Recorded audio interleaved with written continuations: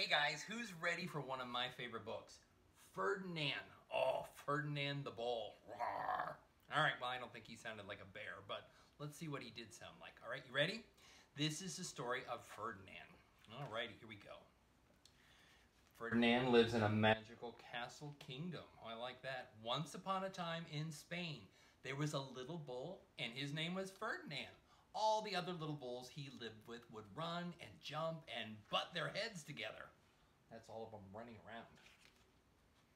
But not Ferdinand. Hey, he just liked to sit quietly and smell the flowers. He had a favorite spot out in the pasture under a cork tree. It was his favorite tree, and he would sit in its shade all day and smell the flowers. And there he is, smelling the flowers. Sometimes his mother, who was a cow, would worry about him. She was afraid he would be lonesome all by himself. Why don't you run and play with the other little bulls and skip and butt your head, she would say. But Ferdinand would shake his head and say, I like it better here where I can just sit quietly and smell the flowers. His mother saw that he was not lonesome, and because she was an understanding mother, even though she was a cow, she let him just sit and be happy. As the years went by, Ferdinand grew and grew until he was very big and strong.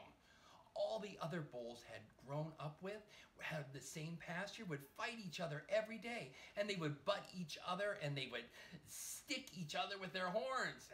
Ow! What they wanted most of all was to be picked to fight at the bull fights in Madrid. Dun, dun, dun, dun. All righty. But not Ferdinand. He just liked to sit under the big, quiet cork tree and smell the flowers. One day, 5 men came in with very funny hats to pick the biggest, fastest, roughest bull to fight in the bullfights in Madrid. Now, those are some seriously funny hats. All the other bulls ran around snorting and butting and leaping and jumping so that the men would think that they were the very, very strong and fiercest ones and pick them. Ferdinand knew that they wouldn't pick him, and he didn't care. So he went out to his favorite cork tree to sit down. Uh-oh. He didn't look where he was sitting, and instead of sitting on the nice cool grass in the shade, he sat on a bumblebee. Now, if you were a bumblebee and a bull sat on you, what would you do? What would you do? Well, you would sting him. And that's exactly what the bee did to Ferdinand. No! Ow! Did it hurt? Ferdinand jumped up with a snort.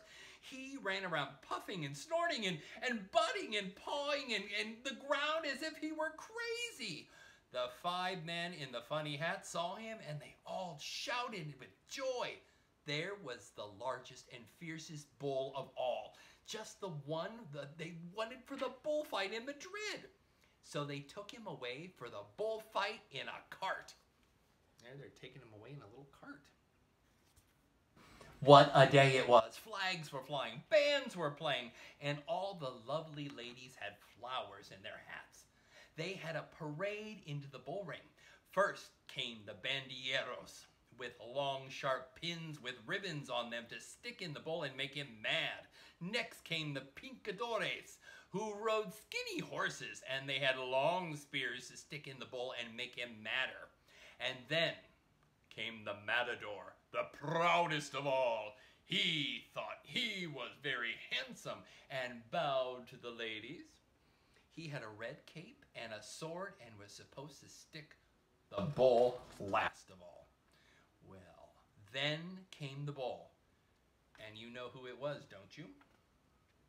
Ferdinand! That's right. And they called Ferdinand the Fierce. And all the other bandilleros were afraid of him. And the picadores were afraid of him. And the matador was scared stiff. Whoa!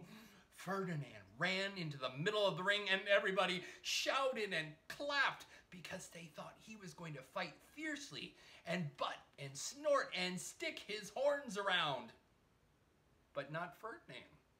When he got to the middle of the ring, he saw the flowers in all the lovely lady's hair, and he just sat down quietly and smelled. There he is, just sitting down, very quietly and smelling. He wouldn't fight, he wouldn't be fierce, no matter what they did. He just sat and smelled. And the bandilleros were mad. And the picadores, they were madder. And the matador was so mad he cried because he couldn't show off with his cape and sword. So, they had to take Ferdinand home. Oh, well, Ferdinand had to go home. And for all I know, he is still sitting there under his favorite cork tree, smelling the flowers just quietly. He is very happy. Well, I like that story. Our friend Ferdinand did things differently than everybody else. What kind of things do you guys do differently than everybody else? Anybody have any ideas? Let's share with your teacher.